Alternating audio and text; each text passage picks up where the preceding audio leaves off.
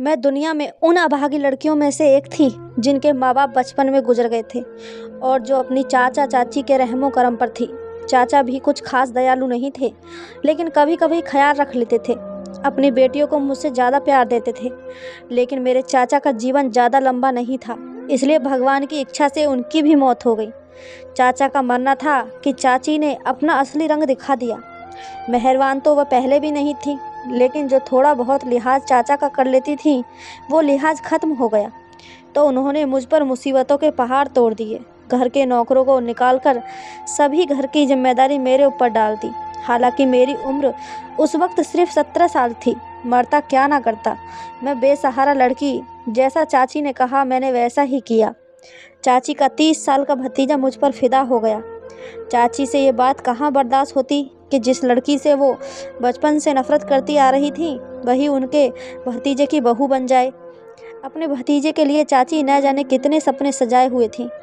वह अपने भतीजे के लिए कोई डॉक्टर बहू लाना चाहती थी, किसी ऊंचे खानदान से, और मैं तो गरीब लड़की थी जिसके माँ बाप भी नहीं थे और उसको दहेज के नाम पर कुछ मिलना भी नहीं था। एक मैं ही होंगी। मेरे पास जो था वो मेरी खूबसूरती थी। वह बहुत सुंदर थी, इतनी ज़्यादा सुंदर कि जब आईने में अपने आप को देखती तो हैरान हो जाती। क्या ये सचमुच मैं हूँ? ये मेरी सूरत है, मेरा चेहरा, मेरी आंखें हैं, ये मेरे होठ हैं। मैं अपने चेहरे पर हाथ रख रख कर अपनी खूबसूरती को देखती रहती, लेकिन मेरी सुंदरता घर और रसोई में खो गई। चाची का भतीजा मयंक मेरी सुंदरता का दीवाना हो गया। उसने चाची से कहा कि शादी करेगा तो मुझसे ही करेगा, नहीं तो किसी से नहीं। 2 साल चाची का भतीजा अड़ा रहा, पर सारा दोष मुझ पर आ गिरा कि मैंने उनके भतीजे को फांसा है। मैं हर वक्त डरी सहमी रहती और भगवान से प्रार्थना करती कि जल्दी मेरी शादी हो जाए तो मैं इस नर्क से निकलूं। मैं खुद चाची के भतीजे से शादी नहीं करना चाहती थी, क्योंकि चाची के भतीजे से शादी करने का मतलब था एक बार फिर से उसी नर्क में ज़िंदगी गुजारना। मैं बिल्कुल भी नहीं चाहती थी। मैं इस घर को हमेशा के लिए छोड़कर जाना चाहती थी और वापस नहीं आना चाहती थी। इसी दौरान मेरे लिए एक रिश्ता आया। चाची ने फौरन हाँ कर दी और चट मंगनी पट ब्याह कर दिया। इन लोगों ने दहेज के नाम पर 1 रुपया भी नहीं लिया था। मेरे कपड़े भी उन लोगों ने ही बनवा कर दिए। मुझे बहुत खुशी हुई कि मुझे इतना अच्छा ससुराल मिला जिसका कोई जवाब नहीं है। लेकिन शादी की पहली ही रात मेरी सारी खुशी हवा हो गई जब मुझे मेरे पति के बारे में एक ऐसी हकीकत का पता चला जिसे सुनकर मेरे सर पर आसमान आ गिरा। मैं दुल्हन के रूप में सजी सवरी बैठी थी और अपने पति का इंतजार कर रही थी। वो अंदर आए तो मेरा चेहरा झुका हुआ था। वो मेरे करीब आकर बैठ गए, लेकिन मुझे ना जाने क्यों किसी अनहोनी का एहसास हुआ। उन्होंने मुझसे सवाल किया कि मैं दिखने में कैसी हूँ। मैंने हैरानी से उनकी तरफ देखा। मैंने कहा, आप खुद घूंघट उठाकर देख लें, मैं कैसी हूँ। उनका हंसना शुरू हुआ। मुझे उनके इस तरह ज़ोर से हंसने की बात कुछ समझ नहीं आई। वो क्यों हंस रहे थे और क्यों मेरा घूंघट उठा नहीं रहे थे। मैंने खुद ही अपना घूंघट उठाकर उन्हें देखा। वह सामने देख रहे थे, मेरी तरफ देख ही नहीं रहे थे। मेरा दिल डूब गया। मैंने उनसे कहा, मुझसे नाराज़ हैं या आप इस शादी से खुश नहीं हैं जो मुझे देख नहीं रहे। वो फिर से हंसने लगे। मुझे उनके रवैये से कुछ अजीब सा महसूस हो रहा था। मैं समझने की कोशिश कर रही थी कि वो इस तरह से क्यों कर रहे हैं। मुझे महसूस हो रहा था कि वह शादी से खुश नहीं हैं या शायद किसी और को पसंद करते हों। उनकी शादी ज़बरदस्ती मुझसे करवाई गई हो, इसलिए वो हंस रहे थे। मैंने उनसे सवाल किया कि क्या आप किसी और को पसंद करते थे, तो वो फिर से हंसने लगे। अब तो मेरा दिमाग ख़राब होने लगा था। ये क्या तरीका था दुल्हन से बात करने का। अगर मैं इन्हें पसंद नहीं थी तो बोल देते। मेरा दिल तो जैसे टूट सा गया था। मेरी कोशिश थी कि वो एक बार मेरा चेहरा देखें तो यकीनन उस लड़की को भूल जाएंगे जिससे वो प्यार करते थे, या फिर कोई बात भी होगी तो मेरा चेहरा देखने के बाद सब भूल जाएंगे, क्योंकि मैं थी ही इतनी खूबसूरत। मगर वो सामने ड्रेसिंग टेबल की तरफ देख रहे थे। मेरी तरफ नज़र उठाकर देखना भी गवारा नहीं कर रहे थे। मैं तो यही सोच कर आई थी कि अपने पति और ससुराल वालों की इतनी सेवा करूंगी कि मुझे वापस चाची के पास जाना ही ना पड़े। क्या तुम्हें ये किसी ने बताया नहीं कि मैं देख नहीं सकता?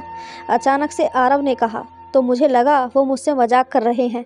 मैं हैरानगी से उन्हें देखने लगी। फिर मैंने उनसे कहा, पतिदेव, ये मजाक का वक्त नहीं है। मुझे तुम्हारे बारे में इस तरह की बात पसंद नहीं है। भगवान आपकी आंखों की रोशनी सलामत रखे।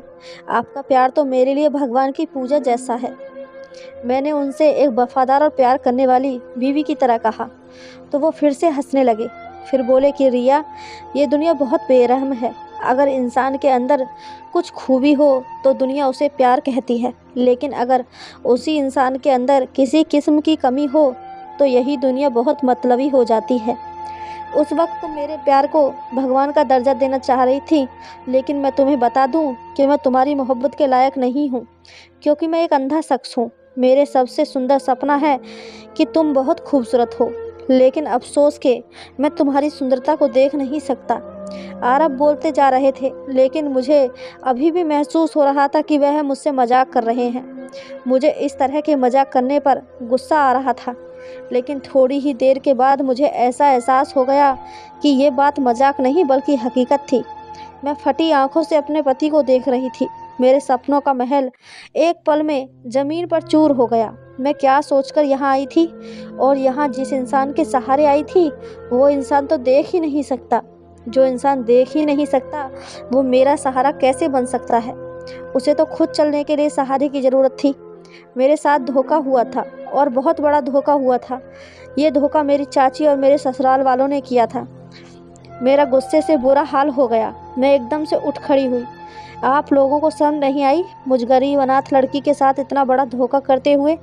मैंने गुस्से से कहा। तो आरब बोले, तुम्हारी चाची को पता था कि मैं देख नहीं सकता। उन्होंने तुम्हें नहीं बताया तो इसमें हमारी कोई गलती नहीं है। तुम्हारे साथ धोखा मैंने नहीं, तुम्हारी चाची ने किया है।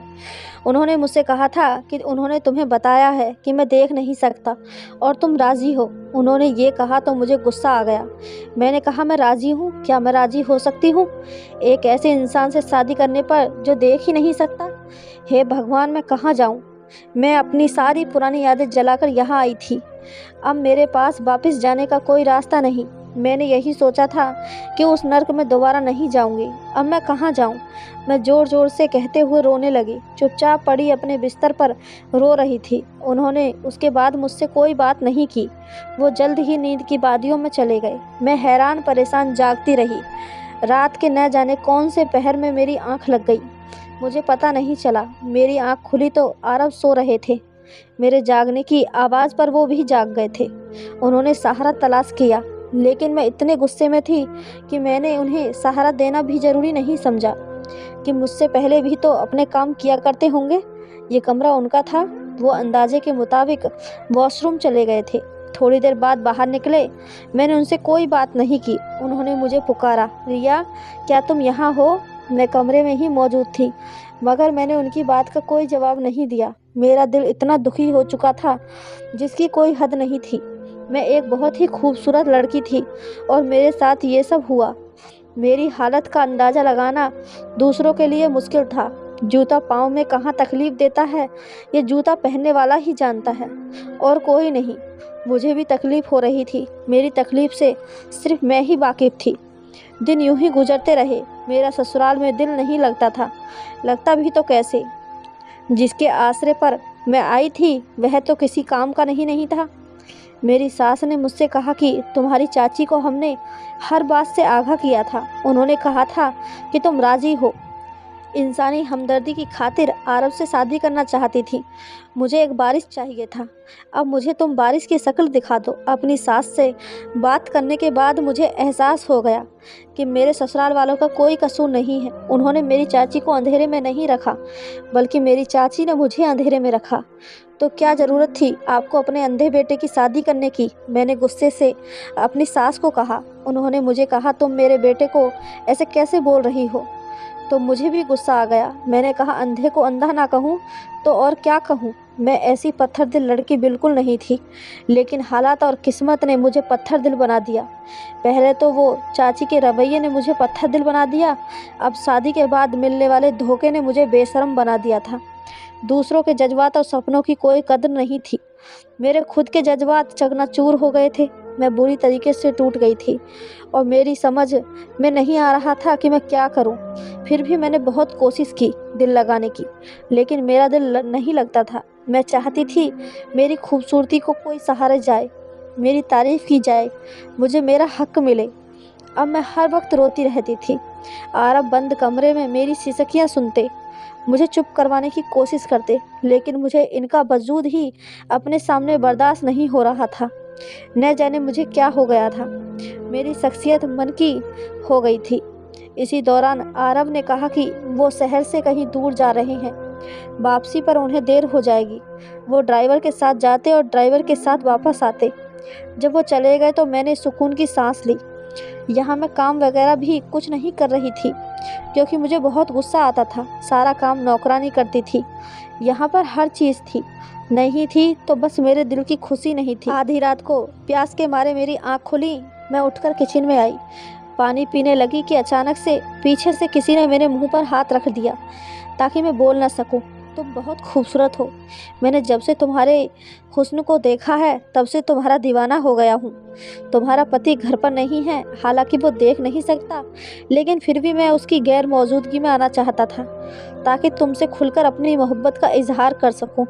मैं तुम्हें बता दूं, मैं तुम्हारे पड़ोस में रहता हूँ, तो अपने कमरे की खिड़की से तुम्हें बालकनी में खड़ा देखता हूँ। मुझे अफसोस है तुम जैसी सुंदर लड़की की शादी एक ऐसे इंसान से हो गई जो तुम्हारी खूबसूरती को देख ही नहीं सकता। मेरे कान के करीब चुपके चुपके वो बोलता जा रहा था। मैंने आंखें घुमाकर देखा तो उसने नकाब पहना हुआ था और उसकी आंखें दिख रही थी। मैं किस्मत और हालात की मारी हुई लड़की थी। जब किसी और के मुंह से अपने लिए तारीफ सुनी तो मुझे बहुत अच्छा लगा। बजाय इसके कि मैं उसकी बातों पर गुस्सा करती, मुझे उसकी बातें अच्छी लगी और ऐसी बातें ही तो मैं सुनना चाहती थी जो मेरे हुस्न को सहारें। मैंने उसे इशारे से कहा, मुझे बोलने दो। उसने मेरे मुंह से हाथ हटा दिया। मैंने पूछा, तुम कौन हो? उसने बताया, मैं तुमसे प्यार करता हूँ और रोज़ाना तुम्हें देखता हूँ। मैंने उससे कहा, यहाँ से चले जाओ, मेरे पति आ जाएंगे। उसने कहा, मुझे तुम्हारे पति की खबर है, वो कब सुबह ही आएगा। लेकिन फिर भी मुझे अपनी सास का डर था, तो उस रात मैंने उसे भगा दिया। लेकिन जब भी आरव काम से कहीं जाते तो वह आ जाता। न जाने उसने कौन सा रिश्ता बनाया हुआ था। पहले वो किचन में आ जाता था, पर अब मेरे कमरे की खिड़की फलांग मेरे कमरे में आ जाता था। हम दोनों बातें करते और वो मेरी खूबसूरती की तारीफ़ करता रहता। मैं सुनती रहती और मुझे अच्छा महसूस होता, लेकिन वह हमेशा नकाब पहन के रखता। मैंने उससे कई बार कहा कि नकाब हटाकर मुझे अपना चेहरा दिखाए, लेकिन उसने कहा कि वक्त आने पर दिखाऊंगा। उसकी आंखें बहुत सुंदर थीं। उसकी आंखों से अंदाज़ा हो रहा था कि वह खूब गबरू जवान है। आंखों से भी ज़्यादा उसकी बातें अच्छी थीं, यानी कि गिरफ्तारी का हाल था। मुझे उसकी मोहब्बत भरी बातों की आदत हो गई थी। वो सारा सारा दिन फ़ोन करके भी मुझसे मोहब्बत भरी बातें करता।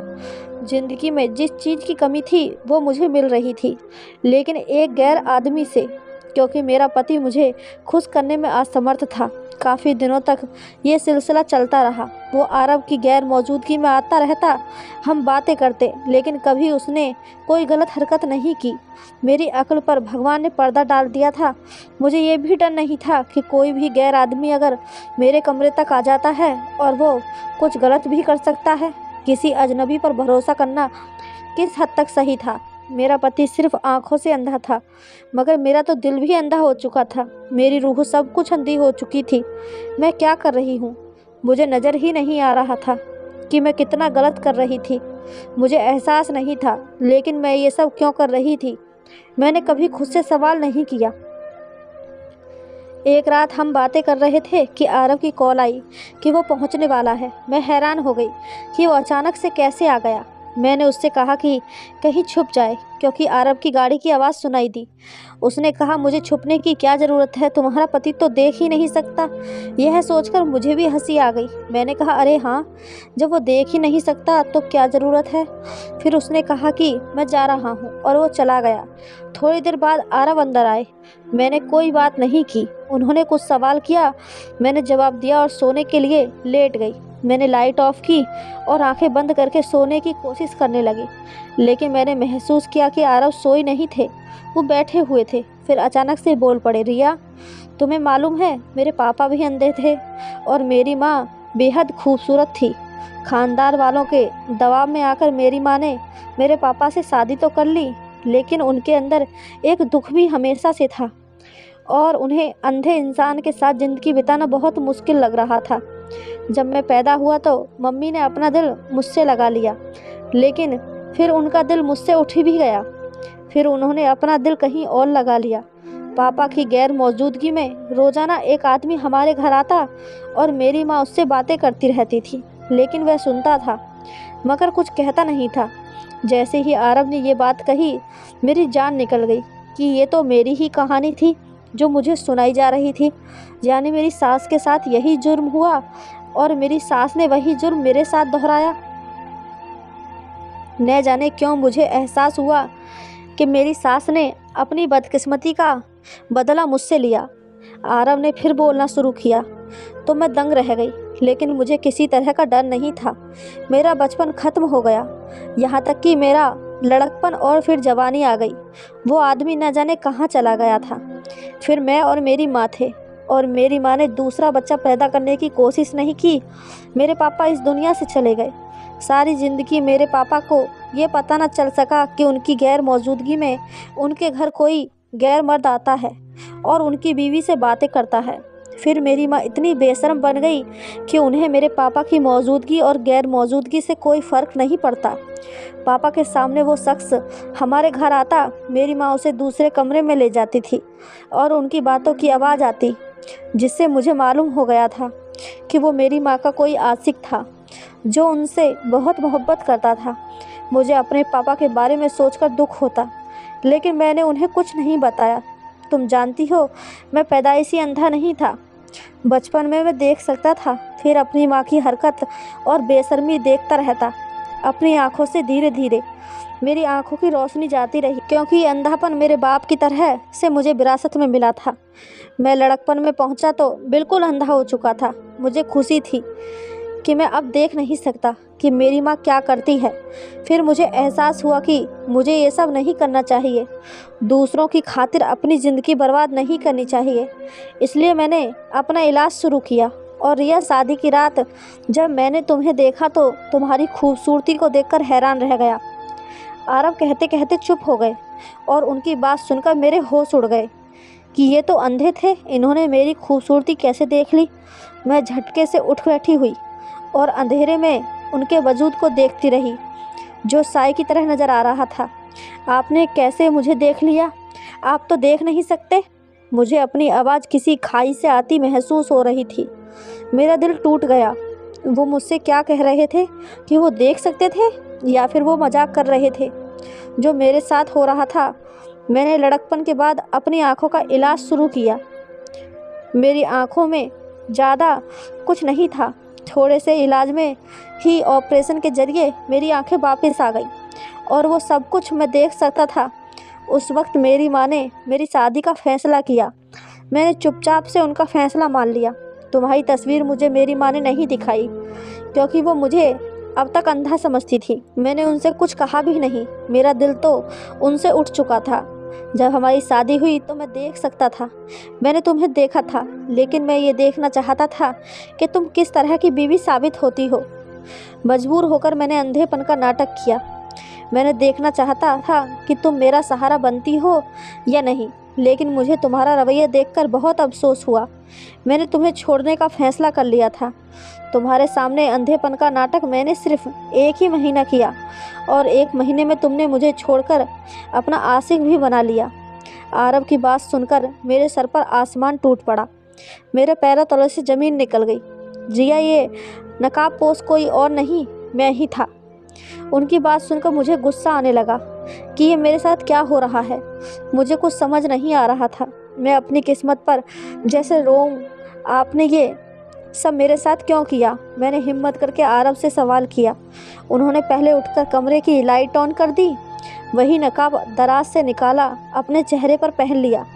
मैंने देखा ये वही शख्स है जो मुझसे मिलने आता था। मुझे अपने पति से इतनी नफरत हो गई थी कि मैंने कभी ध्यान ही नहीं दिया कि जो आंखें मैंने नकाब के पीछे देखी वो मेरे पति की आंखें थी। रिया, अगर मैं शादी के बाद अंधा हो जाता किसी हादसे में तो क्या तुम किसी और से रिश्ता जोड़ लेती? आरव के सवाल ने मुझे शर्मिंदा कर दिया। मेरे पास बोलने की हिम्मत नहीं थी। मेरा दिल कर रहा था ज़मीन फट जाए और मैं इसमें समा जाऊं। मुझे उस नकाबपोश से मोहब्बत हो गई थी और फिर वो तो मेरा पति ही था। अब मैं कहाँ जाऊं? मैं तुमसे नाराज़ नहीं हूँ। मैं हालात का मारा हुआ इंसान था जिसने अपनी माँ की बेवफाई देखी थी और उसी सज़ा में एक मासूम लड़की को देना चाहता था, उसे आजमा कर। लेकिन आज मुझे एहसास हो रहा है कि मैंने गलत किया। मैं तुम्हें माफ़ करता हूँ क्योंकि मैं तुम्हारे किरदार को जान गया हूँ।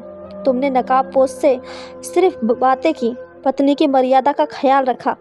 तुम्हारे ऐसे साफ जज्बात थे क्योंकि तुम्हारी पाक रूह को मैंने एकांत में देखा था, जिससे ये साफ हो गया कि तुम्हें सिर्फ मोहब्बत भरी बातों की ज़रूरत थी। तुम्हारे अंदर कोई बुराई नहीं थी। बस मैंने इतना ही कहा था कि रिया मुझसे माफ़ी मांगने लगी। रिया, मैं तुम्हें क्या माफ़ करूँगा? मैं तो खुद इस काबिल नहीं कि तुमसे माफ़ी मांग सकूं। मुझ में इतनी हिम्मत नहीं कि मैं तुमसे माफ़ी मांगूं। हो सके तो मुझे माफ़ कर दो। गलत तुम नहीं बल्कि मैं गलत हूँ।